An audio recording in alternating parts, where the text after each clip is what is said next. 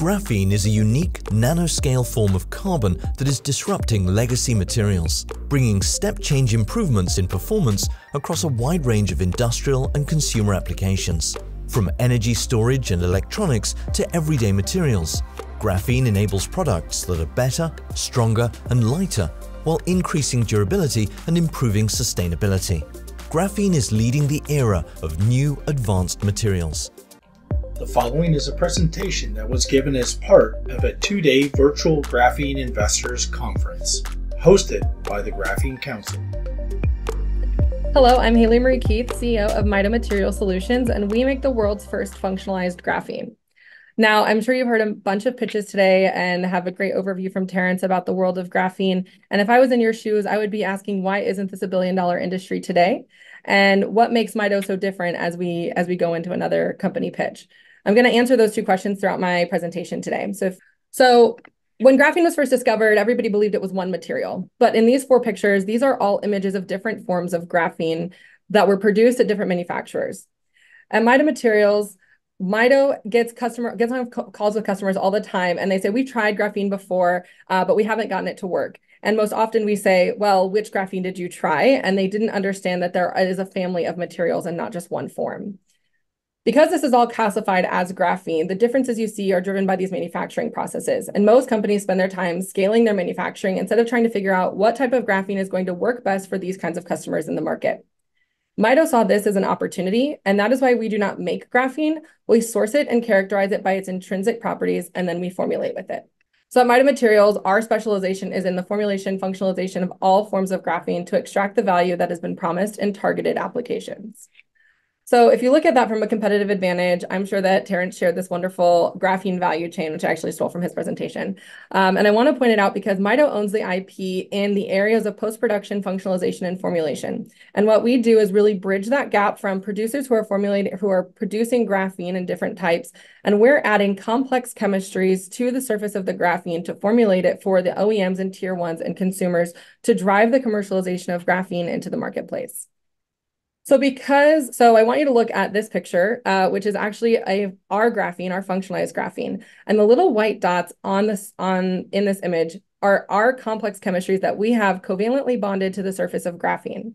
These complex chemistries have epoxides which compatibilize our material with different polymers in the composites market.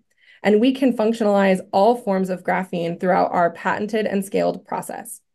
Our chemistries and vast trade secrets allow us to basically look at the different forms of graphene and plug them into the proper systems that our customers are looking for. Our formulas are manufactured with third-party tollers, so this process is entirely scalable and enables us to deploy it worldwide. Today, we have 1 metric ton of capacity.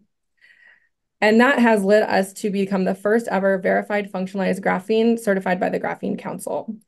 Functionalization adds an higher value add to the end markets for composites and several other areas where graphene can be utilized. And instead of telling you all about that and how it adds value, I'd like to show you. So if you go to the next slide, usually this is a video, but this is all in PDF, so it's not a video today. But in these 4 images are showing you in the blue and the red images up top. These are different forms of graphene sourced from producers dispersed in isopropyl alcohol on a magnetic stir plate.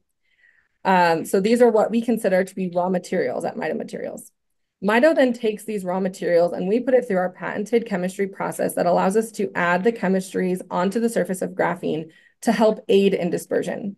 This is critical because as other companies have tried graphene before, the most common complaints are, we expected to see all of these amazing properties, but when we put it into the system, we couldn't get it to disperse and it wasn't integrating with our material. And that's because carbon is inherently inert. So with Mito's functionalization, we're actually adding compatible chemistry to the graphene to enable graphene to perform and extract the strength and toughness and electrical and thermal properties that one expects, but also by easing the integration into these customer systems. And that makes customers who work with Mito have a 90% higher chance of success when they're integrating with our functionalized materials versus the raw material alone. And if you go to the next slide, you can see what that looks like in numbers. So the red and the blue images from before are also shown here in the graphene from a bottoms up and a nanographite material. This is loaded into one of our customers' composite systems. And you can see that with 5 times less material, Mito was able to outperform the non-functionalized graphene products. And again, the ease of dispersion, the increase in flex strength and flex modulus is really what's driving the adoption across the composites market for our material. But if you expand out and you start to look at the market, Mito still makes an additive. So we're not making end materials or composites themselves. We are functionalizing graphene and selling them out as an additive into different markets. The additives market today is valued at $213 billion, but we're going to zoom in, next slide, to the plastics additives category.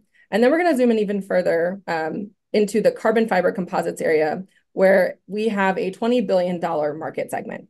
Carbon fiber composites have a very unique problem. The main problem is that the three industries that use it right now, aerospace, sports, and automotive, are consuming large amounts of carbon fiber. However, wind energy, which is set to expand and actually surpass the usage of sports in this industry, is growing even more rapidly. In order to meet the US's climate goal by 2030, the wind energy would need to consume the total global supply of carbon fiber produced today. And this is creating a massive issue. So Mito Materials decided to first create our flagship product, Ego, for carbon fiber composites. What we do with Ego is we load it into carbon fiber reinforced materials, and we are able to reduce the amount of carbon fiber needed because we enhance the strength by 100%. That enables 38,000 tons of carbon fiber to be reallocated into the carbon fiber market. Now, because wind energy is growing and aerospace and automotive are also large volume consumers, this squeezes one segment particularly well. And that's where we are beachhead. That's where our beachhead market lies. So if you go to the next slide, you could probably have guessed it is sports. So the sports market utilizes obviously a lot less carbon fiber than aerospace, automotive, and wind energy, and they're feeling the constraints of this supply.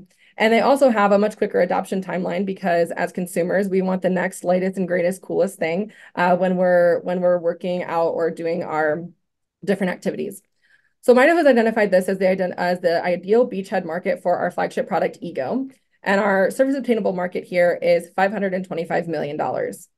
We focused in on sports, snow sports, fishing, and golf, where we have launched products today. So as an investor or as a consumer today, you can purchase a Mito-powered product from St. Croix, Parlor, and Folsom Custom Skis.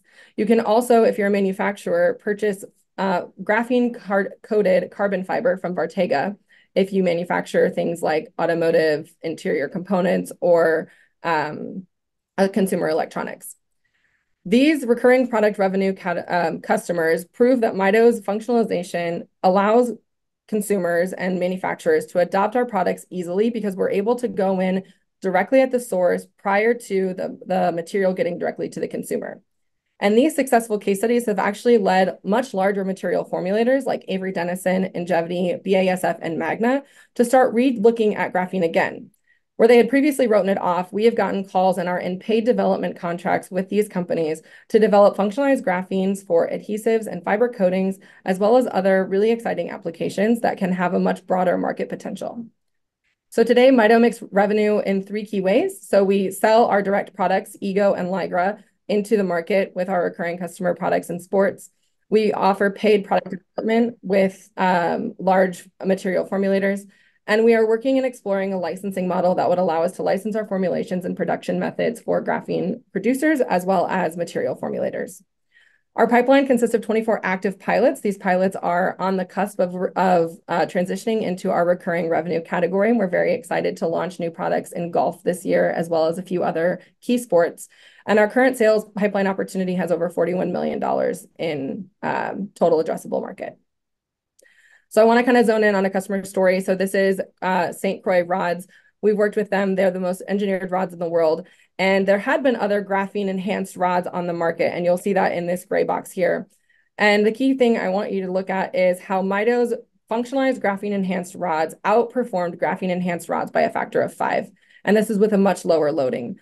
So we have increased the strength by 70% and have increased the sensitivity by 25%, allowing the angler to have a much more accurate casting and a much more robust feel when he's reeling in the fish. And this is really exciting because when they launched their rods this year, their fly rods with Mito, which is the Evo line, they actually won the best new freshwater and saltwater fishing rod in the Gear Guide categories, which was a first for one company to win both sections. So if we go back to the top and then I ask the question, why isn't graphene a billion-dollar industry today? I think the answer from Mito's perspective is that functionalization is key for these materials to be adopted into these broader market segments where real revenue realization is powerful and is available in these high margin opportunities. Functionalization and formulation brings the true value of graphene materials out into the manufacturing market. And at Mito, we have a very unique scaled solution that is a chemistry process that allows us to deploy this worldwide and produce commercially these materials for a variety of different industries. And because we're able to work with multiple different types of graphene and we're not limited to one supply, I think it's important to note that 1 ton of feedstock is equivalent to around $21 million of high margin revenue for Mito, given our functionalization process. As our process scales and we're able to put and deploy more formulated products out into the market, our throughput increases, which allows our margin to increase as we deploy this process worldwide through existing infrastructure. And this is really where we want to take Mito's technology and graphene as a whole. So today we're operating in carbon fiber composites. We started dabbling in fiber coating, and we are actually currently working with some of our paid partnerships to develop thermal material additives and additives for additional plastics.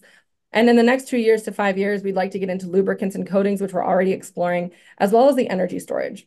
Our chemistry process has the platform and abilities to functionalize graphene oxide, graphenes, and develop additional intermediary products to ease adoption into these many market segments. So I'm the founder of this company alongside my colleague, Kevin Keith. We have both become leading voices for the adoption of graphene and nanotechnology commercialization. Our other co-founder, Caio Lasardo, is actually sitting on the ISO and ANSI board for committee for graphene standardization, and he is a part of passing, alongside the Graphene Council, the first ever technical specification document that characterizes and standardizes graphene and all other 2D related materials, which enables manufacturers and consumers alike to receive consistent SDSs and understanding of what the type of graphene they're getting, and also carves out a definition for functionalized graphene apart from standard graphene. Dr. Mati Gazizade joined our team as a formulator from Huntsman Advanced Materials. He leads our engineering and development partners with the larger corporate and paid development opportunities. And he is a wizard. Together, him and Kevin have developed and formulated significant products for the industry that we're excited to deploy in the next few years. So I envision a world where graphene is truly enhancing and enabling the sustainability. I imagine a world where graphene-coated wings are saving lightning strikes or prohibiting lightning strikes to take down hydrogen-fueled planes. I see long-haul trucking being enabled through the lightweighting capabilities that graphene can offer in the composite structures of long-haul trucking and hydrogen-fueled trucks. And I see graphene and functionalized graphene materials taking us to explore entirely new frontiers in material science. What I've seen our product do is not only just improve strength and flexibility, but also enable lightweighting. It has other tertiary properties like to decrease the vibrational, the vibration and damping of the material. It can enhance electrical and thermal. And we are just scratching the surface of what nano composites can do in the industry.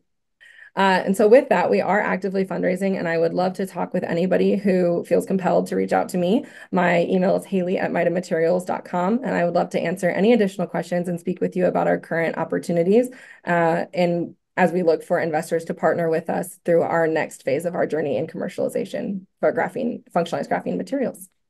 Well, Haley, thank you so much for that. We have another minute here that I'd like to use. First of all, I want to point out two things. One, in the value chain, this functionalization feature from the Graphene Council, this is just generic from us in our role working with this. The functionalization piece is a critical part of the value chain, and Mito Materials is a company that has specialized and focused in on that. And there are not, I can count on a couple of fingers the number of companies that actually do this. The other thing is the verification program that Mito went through is a physical in-person inspection of their facilities, a thorough interrogation of the material, and looking at health and safety practices and quality control practices. So it's a pretty robust verification system. And as Haley mentioned, they're the first company to have a formally verified functionalized graphene material. So I wanted to point those things out.